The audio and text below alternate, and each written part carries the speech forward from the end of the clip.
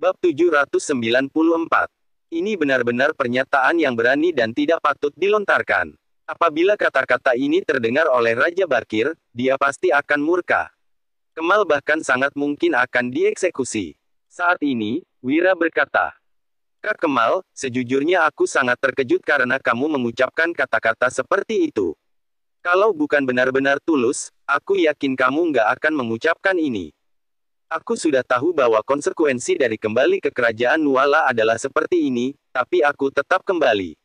Itu karena keluargaku masih berada di kerajaan Nuala. Kalau aku nggak pulang, mereka mungkin akan menghadapi bahaya.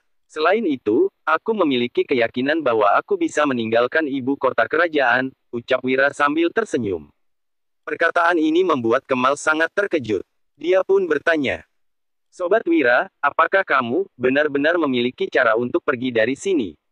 Bagaimana mungkin? Kemal adalah orang yang paling mengenal Raja Bakir. Dia tahu jelas bahwa Raja Bakir tidak akan membiarkan Wira pergi begitu saja. "Hehe, selalu ada jalan keluar dari setiap masalah. Mohon izinkan aku menyimpan rahasia ini untuk sementara," ujar Wira sambil tersenyum. Dia tidak mengungkapkan bagaimana dia berencana untuk meninggalkan ibu kota kerajaan. Akan tetapi, Kemal malah makin terkejut. Meskipun tidak tahu apa yang membuat Wira begitu percaya diri, Kemal tetap memilih untuk mempercayainya. Bagaimanapun, kemampuan Wira untuk selamat dari perjalanan ke kerajaan Agrel, bahkan diberi gelar Raja Utar adalah prestasi yang luar biasa langka. "Baguslah kalau seperti itu. Hanya saja, apa rencanamu selanjutnya?" tanya Kemal segera. Dia masih berharap bahwa Wira dapat memberikan kontribusi kepada kerajaan Nuala. Namun, Kemal terlalu malu untuk mengutarakan permintaannya secara langsung, jadi dia pun bertanya tentang rencana Wira. "Aku akan kembali ke rumah dan menjalani kehidupan biasa. Apakah Kak Kemal masih ingin aku bekerja untuk pemerintah?" tanya Wira. Perkataannya ini sontak membuat Kemal menghela napas. Benar juga, bekerja untuk pemerintah, sudah tidak mungkin dilakukan Wira. Bagaimana mungkin dia masih bersedia bekerja untuk Raja Bakir? "Ah, sayang sekali. Sobat Wira, padahal kamu begitu berbakat. Sobat Wira, aku tahu kamu selalu memiliki pandangan tentang pemerintahan dan keamanan negara. Aku ingin bertanya, bagaimana pendapatmu tentang situasi di kerajaan Nuala sekarang?" tanya Kemal dengan sungguh-sungguh. Bagaimanapun, dia sangat prihatin dengan nasib dunia dan kejayaan kerajaan Nuala. Pemerintahan saat ini mengecewakan Kemal. Situasi yang kacau juga membuatnya gelisah. Wira tampak tersenyum, lalu tak kuasa bertanya, "Kak Kemal, kamu ingin mendengarkan pendapatku yang jujur atau diplomatis?" Begitu mendengar pertanyaan Wira, Kemal pun menjawab sambil tersenyum. "Tentu saja, aku ingin mendengar pendapatmu yang jujur." Setelah itu, Wira mengangguk dan melanjutkan, "Baiklah, aku akan menuruti keinginanmu untuk berkata secara jujur. Hanya saja, sebelum itu aku ingin bertanya dulu, apa pendapat Kak Kemal tentang situasi di kerajaan Nuala saat ini?" Wira tidak langsung menjawab pertanyaannya, tetapi dia malah berbalik bertanya. Sebagai penasihat kiri kerajaan Nuala, Kemal tentu tahu lebih banyak daripada Wira. Dia pasti telah membuat kesimpulan tentang kerajaan Nuala dan dunia ini. Kemal tahu bahwa Wira ingin menyampaikan sesuatu. Meski bertanya demikian, Wira sebenarnya telah memiliki pemikiran dalam benaknya. Itu sebabnya, setelah berpikir sejenak, dia pun menjawab. "Sulit untuk mendeskripsikannya, tapi satu hal yang pasti, situasi sekarang kurang baik."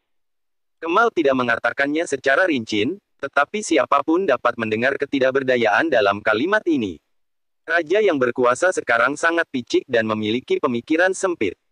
Jika bukan seperti itu, tidak mungkin ada tragedi Dirga. Kematian Dirga adalah pukulan besar bagi kerajaan Nuala. Awalnya, dengan kemunculan sosok yang sangat berbakat seperti Wira, Kemal mengira bahwa Raja Bakir akan mengambil pelajaran dari kesalahan sebelumnya dan tidak mengulanginya lagi. Tidak disangka, Wira malah menjadi korban kedua setelah Dirga. Hal ini benar-benar membuat Kemal sangat sedih.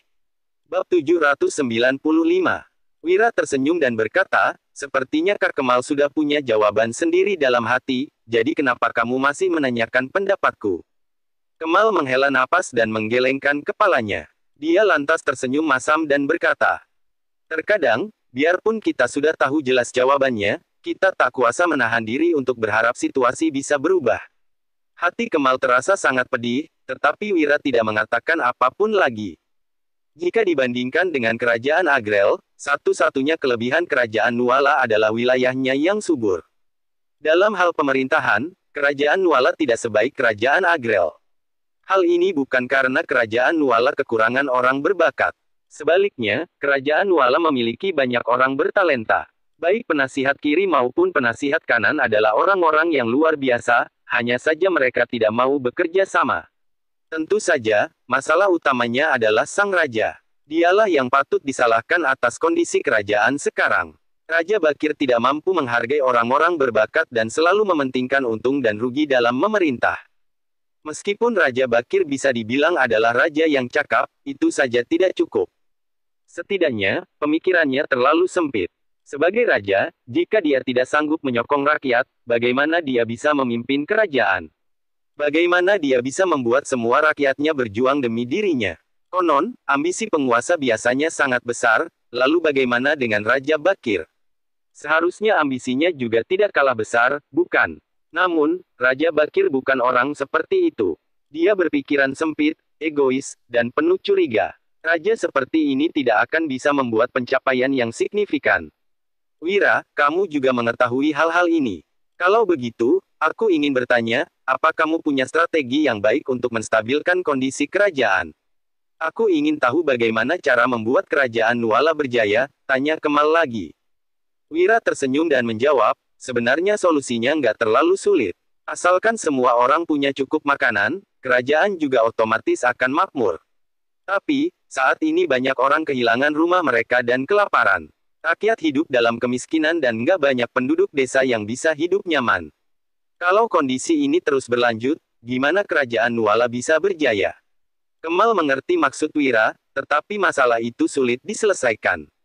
Ini terlalu rumit. Jangankan menangani masalah-masalah besar seperti itu, beberapa kebijakan kecil saja sulit diambil. Kita benar-benar nggak berdaya, ujar Kemal sambil menggeleng frustrasi. Wira berujar, Kak Kemal, masalah sebenarnya terletak pada ada atau enggaknya peluang. Mayoritas rakyat kerajaan Nuala itu petani, mereka semua adalah pekerja keras. Kalau ada peluang untuk menghasilkan uang, mereka tentu akan sukses. Lagian, sulit untuk makmur kalau hanya mengandalkan hasil panen. Mendengar ini, Kemal berkata kian bingung. Kalau begitu, apa lagi yang bisa dilakukan? Wira menjawab, banyak. Ada berbagai peluang bisnis yang bisa dilakukan, bisa enggaknya sukses tergantung pada tekad masing-masing. Tentu saja, ini juga enggak mudah, kita masih harus melihat sikap istana. Pada akhirnya, akar masalahnya terletak pada istana. Terkadang, terlalu banyak penguasa belum tentu merupakan hal yang baik. Ada terlalu banyak pejabat di kerajaan ini sehingga banyak hal yang berada di luar jangkauan rakyat biasa. Kita ambil contoh sederhana saja. Para tuan tanah, di sini memiliki tanah yang luas dan menikmatinya sendiri. Kalau begitu, apa yang tersisa untuk para petani? Mencari nafkah saja sudah sangat sulit, mana mungkin mereka repot-repot memikirkan hal lain lagi. Wira teringat kejadian saat dia melawan tuan tanah dan merampok para bangsawan tirani demi memakmurkan petani. Meskipun terkesan kejam, harus diakui bahwa metodenya efektif. Lagi pula, lebih baik memakmurkan semua orang secara merata daripada membiarkan seseorang memonopoli. Bab 796. Kemal terperangah. Dia memahami ucapan Wira. Namun, semua itu terlalu sulit dilaksanakan. Di dunia ini, setiap orang yang berkuasa tentu saja ingin kaya. Mana mungkin ada yang bersedia membagikan kekayaannya pada orang lain? Akan tetapi, Kemal tahu jika ide Wira benar-benar berhasil direalisasikan, semua orang di kerajaan akan berkecukupan. Lagi pula, total tanah yang dimiliki seorang tuan tanah setara dengan yang dimiliki ratusan petani. Selain itu, ada lebih banyak lagi properti pribadi para pejabat. Wira, ide dan cara pikirmu luar biasa, tapi kurasa itu sangat sulit diwujudkan, keluh Kemal sambil menghela napas. Wajar saja, Kak Kemal. Ada beberapa hal yang nggak bisa diakhiri begitu saja. Mungkin juga karena waktunya belum tepat, balas Wira. Waktu yang dimaksud Wira belum tiba, jadi dia belum mau mengambil langkah itu. Meskipun kini kerajaan Nuala penuh masalah, kerajaan ini tetap kuat. Mana mungkin raja akan memedulikan hal-hal seperti itu sekarang? Nggak kerasa, kita sudah ngobrol begitu lama. Wira, maaf karena sudah menyita waktumu, kata Kemal.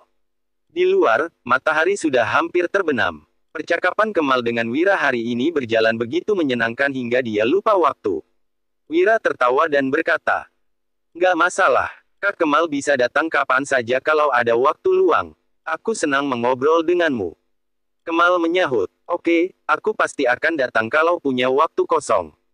Setelah Kemal pergi, Wira kembali bersibuk membuat benda yang dia butuhkan. Bisa atau tidaknya dia meninggalkan istana kerajaan Nuala tergantung pada benda ini. Ini merupakan proyek yang berat baginya. Ibu kota dijaga dengan sangat ketat. Wira tidak akan pernah keluar dengan cara biasa, jadi dia memikirkan solusi lain, yakni terbang. Dengan kemampuannya saat ini, satu-satunya yang bisa Wira buat hanyalah balon udara. Benar, Wira berencana membuat balon udara dan terbang meninggalkan ibu kota. Sekarang, Wira sudah punya solusi, tetapi setidaknya masih dibutuhkan beberapa hari untuk menyelesaikannya. Sayangnya, dia hanya bekerja sendirian, jadi progresnya sedikit lambat. Untungnya, Raja Bakir memberinya beberapa pelayan.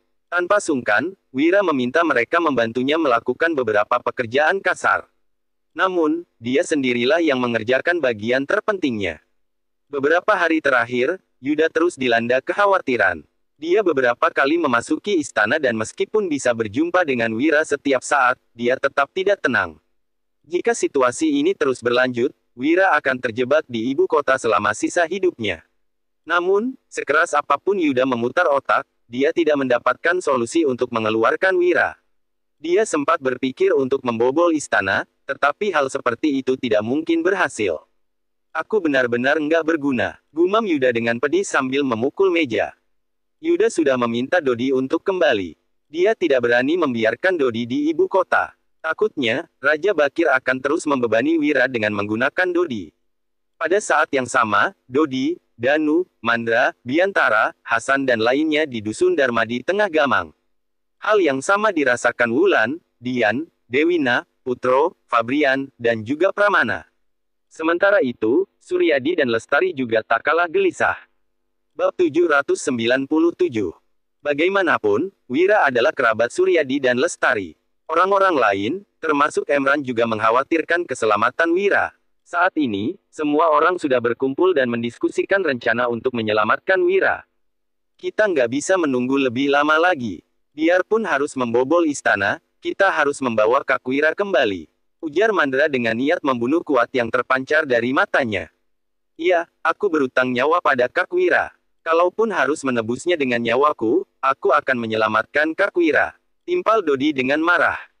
Hasan menarik napas dalam-dalam, dia juga ingin menerobos istana. Dia tahu itu tidak baik, tetapi dia tidak bisa menahan dorongan untuk melakukannya.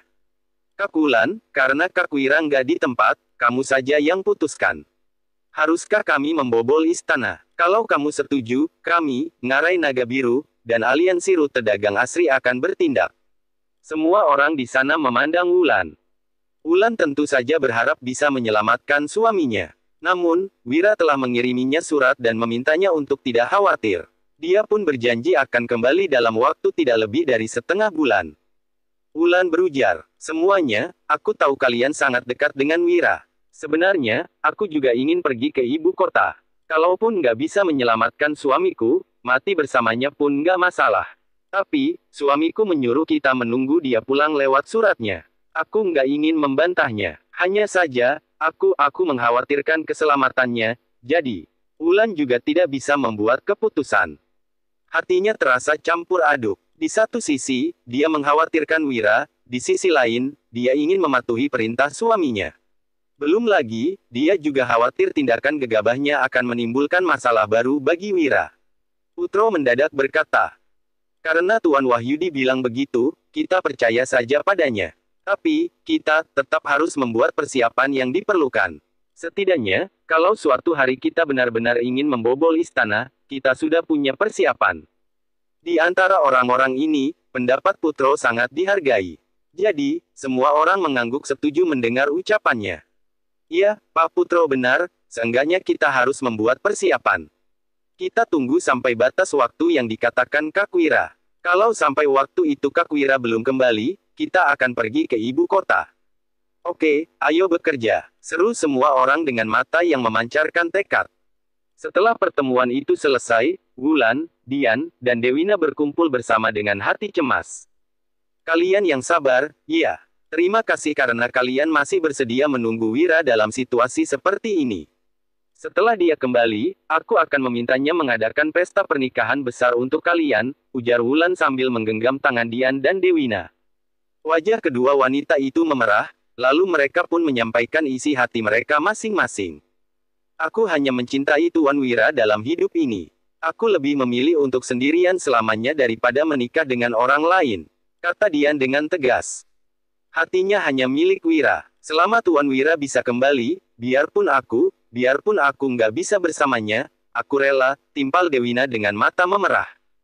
Tenanglah, suamiku pasti menepati janjinya. Aku percaya padanya, balas Wulan. Meskipun hatinya ragu-ragu, jika yang memberikan janji adalah Wira, dia akan mempercayainya tanpa syarat. Ketiga wanita itu berpegangan tangan, menantikan kepulangan Wira. Di sisi lain, Wira terus berusaha membuat balon udara selama beberapa hari terakhir.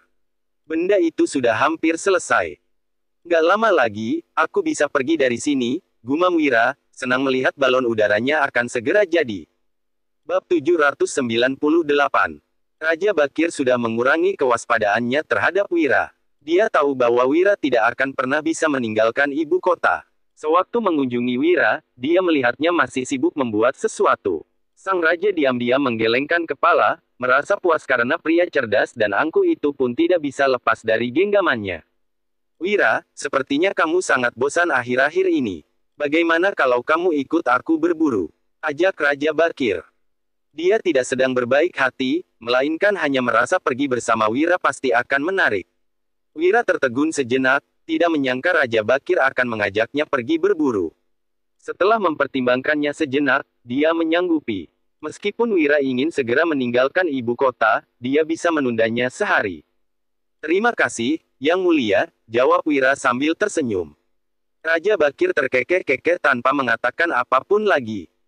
Setelah membuat beberapa pengaturan, rombongan itu tiba di Taman Imperial.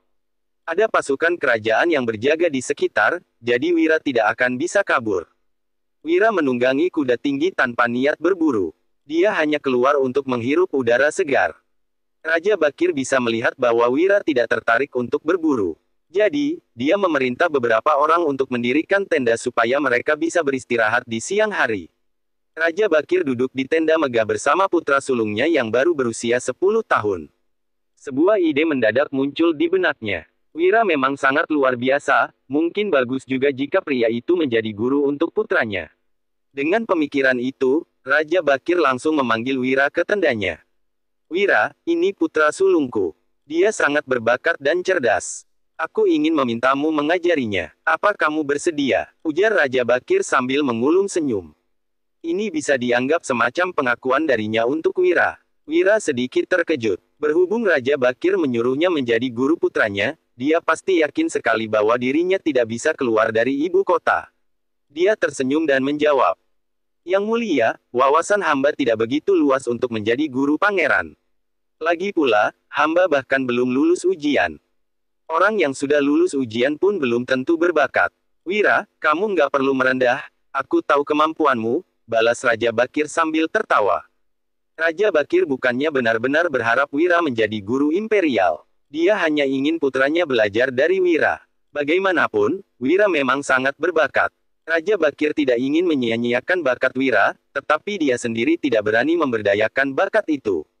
Jadi, dia ingin menyuruh Wira mengajari putranya. Wira memikirkannya sejenak, lalu akhirnya menyanggupi. Dia berkata, karena Yang Mulia sudah berkata demikian, hamba tidak punya alasan untuk menolak. Kalau begitu, pangeran bisa datang ke tempat hamba saat ada waktu luang. Wira hanya menyetujui permintaan sang raja di mulut. Dalam beberapa hari lagi, dia akan pergi. Jadi, dia tidak peduli apa kata Raja Bakir. Raja Bakir tersenyum senang, lalu berkata pada sang putra. Yahya, Wira ini pria dengan bakat luar biasa. Kunjungi dia kalau kamu punya waktu dan belajarlah darinya. Mendengar itu, Yahya segera membungkuk hormat kepada Wira seraya berkata, Salam, Guru. Wira buru-buru mengibaskan tangannya dan berkata, "Tidak perlu memanggil saya seperti itu, Pangeran. Saya tidak layak menjadi guru untuk pangeran yang memiliki status mulia." Raja Bakir pun menimpali, "Kalian bisa bicarakan masalah panggilan nanti. Yahya, kamu bisa pergi dulu." Yahya menuruti perintah ayahnya. Dia membungkuk hormat dan segera meninggalkan tenda. Sekarang, hanya tersisa Wira dan Raja Bakir di sana. "Wira, sebenarnya aku sangat mengagumi bakatmu, itu sebabnya aku meminta Yahya belajar darimu. Aku punya 3 putra. Yahya ini adalah yang terpintar, kuharap kamu bisa mengajarinya dengan baik," ujar Raja Bakir sambil tersenyum. Wira buru-buru menyahut, "Yang mulia jangan khawatir, hamba pasti akan mengajari pangeran semua yang hamba kuasai." "Baik, hari ini cukup sekian dulu. Ayo kembali ke istana," utus Raja Bakir. Inilah tujuan dari semua agenda hari ini. Dia ingin pelan-pelan menunjukkan dukungan pada Wira dan membuat pria itu tunduk sepenuhnya padanya. Bab 799.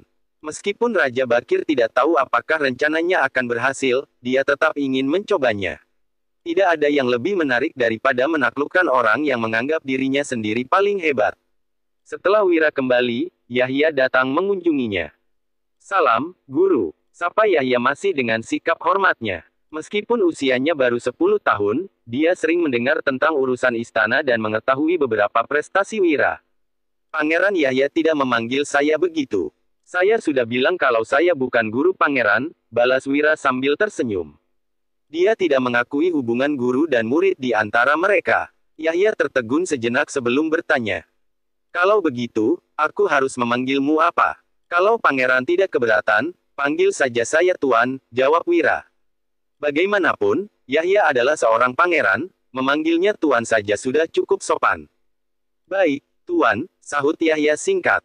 Saat melihat Wira sibuk membuat sesuatu, dia tidak bisa menahan diri untuk bertanya dengan rasa ingin tahu. "Tuan, apa yang sedang kamu kerjakan?" "Bukan apa-apa, saya hanya membuat beberapa mainan." "Apa pangeran tahu alasan yang mulia memintamu belajar pada saya?" tanya Wira.